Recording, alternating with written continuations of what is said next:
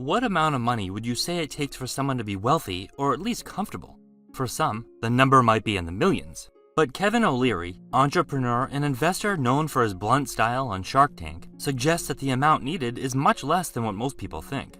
This is especially surprising coming from someone like O'Leary, whose net worth is estimated to be around $400 million.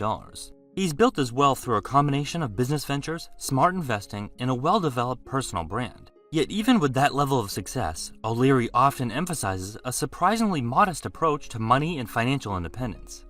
You don't need tens of millions of dollars to stop working, to travel, or to live comfortably. What you do need is clarity. Clarity about your own lifestyle preferences, your priorities, and what truly makes you feel secure and fulfilled. Once you understand what kind of life you actually want to live, you can start figuring out how much it costs to sustain it. For some people, that vision includes luxury cars, designer clothes, and sprawling real estate. A life of opulence and enjoying the finest things money can buy. For others, it's about peace of mind, like not having to worry about making sure the bills are paid. Modest comforts, like a small, well-kept home, and control over their time so they aren't tied down by a 9-to-5 and are free to travel, spend time with family, and not have to worry about maintaining an image and keeping up with a bunch of stuff. These two visions come with very different price tags, and that's exactly why Kevin O'Leary believes the amount of money it takes to feel financially free is often much less than most people assume. It's not about a specific number, it's about aligning your spending with what actually matters to you. O'Leary says you can quit working and live comfortably with $500,000 in the bank, as long as you manage it smartly. That might sound like a stretch at first. How can anyone live off such a small amount when the returns seem so tiny? But once you actually look at the numbers, it starts to make a lot more sense. According to O'Leary, if you take that $500,000 and put it into fixed income investments, bonds, high-yield savings products, and other low-risk investments, it's reasonable to expect a return of about 5% per year. That works out to $25,000 in annual income, generated passively. You don't need to spend the principal, you're simply living off the interest. He goes on to say that for those willing to accept more market risk and invest part of that $500,000 into equities, like stocks or ETFs, the potential return increases. O'Leary points out that it's possible to earn closer to 8.5% or 9% annually with a balanced portfolio that includes both stocks and bonds. That would produce between $42,500 and $45,000 per year. Again, that's without spending the initial investment.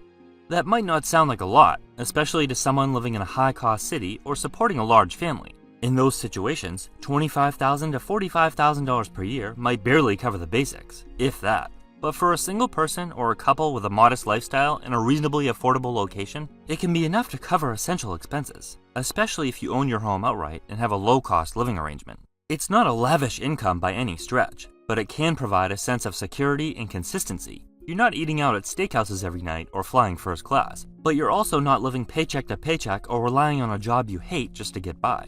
Most importantly, that kind of income means you're no longer trading your time for money. You get your days back, and for most people, that's the real definition of freedom. This is where the concept becomes powerful. With careful investing, someone could achieve full financial independence with a $500,000 portfolio. No need to grind out 40-hour work weeks just to pay the bills. No need to rely on your next paycheck, just ongoing income from well-placed capital. He doesn't specifically mention this, but if you factor in Social Security benefits, the financial picture becomes even more comfortable. On average, Social Security provides about $1,900 per month per person, which adds up to roughly $22,800 annually. For a couple each receiving this benefit, that's an additional $45,600 per year in guaranteed income. When combined with a solid investment strategy like O'Leary's, it can offer a much more cushioned lifestyle than you might expect on just $500,000 alone. This brings us to a crucial point. Most people aren't really chasing wealth for the sake of luxury, even though they often believe that's their goal. They might think they want fancy cars, designer shoes, the big house, and all the trappings of success. But in reality, they've got it all wrong. What they're really after is freedom. The freedom to choose how they spend their time, whether it's traveling, creating, relaxing, or simply being with family. In the end, what really brings you the most happiness and fulfillment? Is it the flashy, material things, or the simple, often free moments that actually make life feel rich? Financial independence, no matter how you define it, isn't truly about the money itself. It's about the control and autonomy that money can give you, the ability to live life how you want. O'Leary's advice cuts through the noise of modern financial culture. Rather than focusing on huge windfalls or unrealistic goals, he asked people to think practically. What do you really want your life to look like? How much does that life cost? With careful and smart investing, you can generate much more income than traditional retirement planning suggests, according to O'Leary. When you approach money from this angle, the numbers stop being arbitrary. You're no longer working towards someone else's version of success. You're defining your own and then figuring out how to make it financially sustainable. Of course, none of this works if you're reckless with your money, and O'Leary has strong opinions about where people go wrong. One of his most repeated pieces of advice is to never invest in your brother's restaurant, or a bowling alley, or a bar, or as he puts it, all that other crap. According to him, that's how you lose money. He's not trying to be harsh for the sake of it. He's pointing to a very real trend. When people finally save or inherit a large amount of money, they often feel pressure to invest in something exciting with large potential. Or worse, in a friend or relative's dream. But small local businesses, especially in food and entertainment, have extremely high failure rates. They're unpredictable, expensive to operate, and difficult to scale. Unless you have deep experience in that specific industry, investing in one is more like gambling than planning.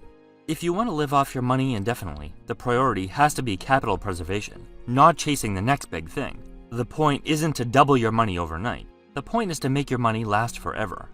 A word of caution to add to Kevin's advice. It's important to make sure your investment isn't just holding steady, but actually growing enough to keep pace with inflation. Otherwise, your purchasing power gradually declines. If your account balance remains stuck at $500,000 year after year, even while generating 5 to 9% returns, the income will stay the same, but the cost of living won't. To maintain the same lifestyle over time, your principal should ideally grow by at least 3% annually, so the income it produces also increases and continues to match rising expenses. In a culture obsessed with quick success and flashy investments, it's easy to overlook the power of boring, consistent strategies. But boring works. A balanced mix of fixed income and equities, held for the long term, is one of the most reliable ways to grow and preserve wealth. It's not exciting, it doesn't come with viral headlines or overnight windfalls, but it does offer stability, aside from usual market volatility, and that's what financial independence is built on. Many people assume that they need to keep climbing, keep pushing, keep chasing larger numbers. But once you've reached a point where your investments can support your lifestyle, you don't need to keep climbing. You can shift into maintenance mode. The question isn't how much it takes to be wealthy, it's how much it takes to have enough, and that's a question only you can answer. For some, enough means being able to live in a quiet home with no debt, plenty of time, and the ability to say no to work they don't enjoy.